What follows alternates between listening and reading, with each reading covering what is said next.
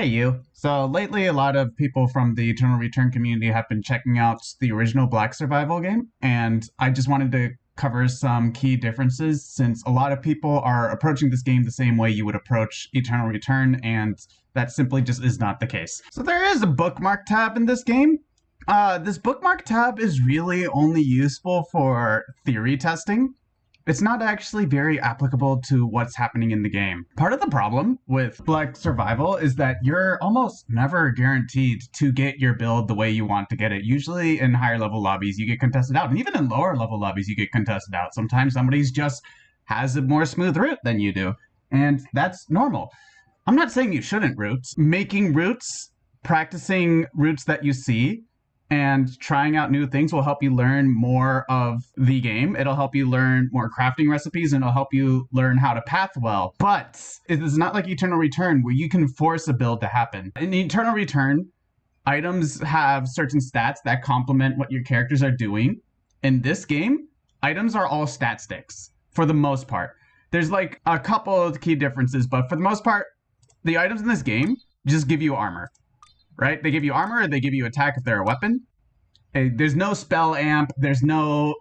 there's technically extra damage on hit, but we'll get on into that later. Another thing is that this game has counter items.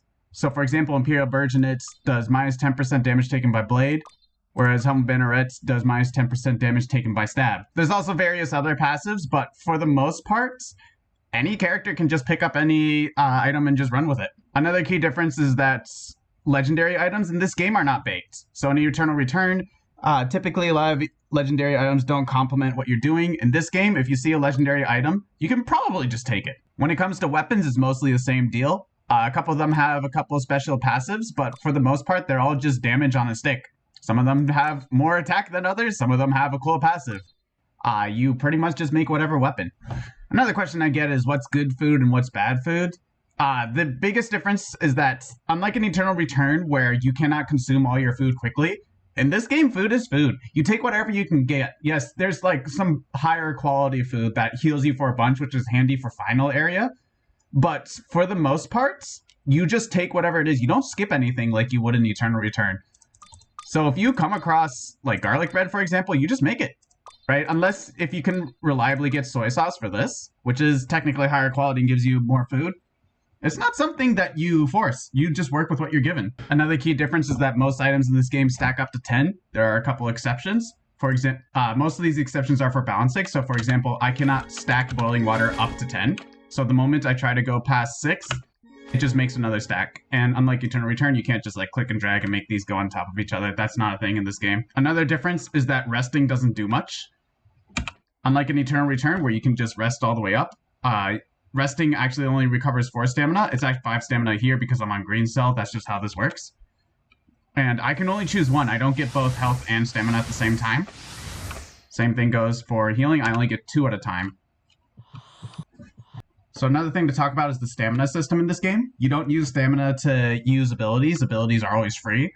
However, stamina, it takes 3 stamina to search an area. So I went from 95 to 92. And then it costs 5 stamina to switch to another area. So I went from 92 to 87. I should also mention that I don't have to pick adjacent areas. I can just pick anywhere on the map and I go straight there. So the reason why stamina is important in this game is because if you're completely out of stamina, you'll start draining your life instead. So for every stamina that you couldn't provide, you lose 2 health for that. So since searching is 3 stamina, you actually take 6 points of damage when searching. And since moving is 5 stamina, you take 10 points of damage when changing areas. And amusingly enough, Emma's skill lets her switch her health and stamina ratio, so if I really wanted to, I can completely screw myself over. Not sure why you would ever do this, but it's a cool thing you can do. There's also an injury mechanic in this game. Every time that you're attacked, you have a 2% chance of suffering an injury of 1 of 4 body parts. Interestingly enough, if you get head injury, arm injury, abdomen injury, and leg injury all at the same time, you actually just instantly die. You can treat the injury by using first aid, or you can use the first aid kits in order to instantly heal it. Head injury gives accuracy minus 20%, arm injury gives normal attack minus 20%, abdomen injury decreases your healing rate, so when you rest, by minus 50%, and you get 10% increased damage taken, and leg injury makes your movement or surge consume 50% more stamina. There's also a couple interesting things about weapons in this game. Most notably is that you have a defect and destruction chance with weapons. So it's 1% for range, 2% for melee. Throw cannot defect, it just runs out of weapons.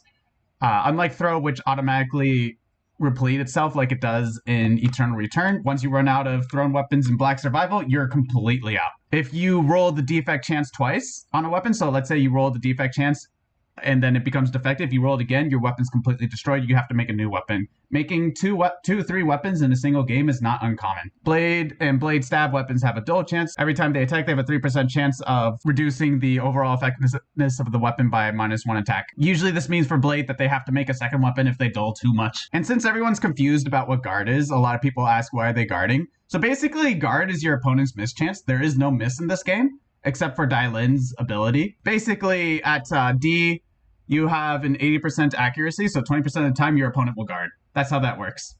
Another key difference is that in this game, leather is incredibly difficult to come by, especially towards the late game. In Eternal Return, it's so easy to find animals that drop leather, that's no big deal.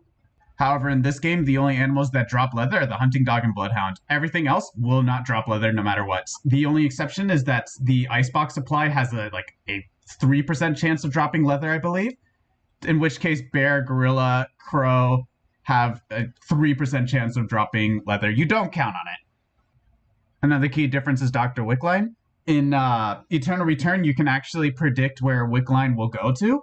In original Black Survival, she spawns in a random area at the start of night, and every round she switches to another random area.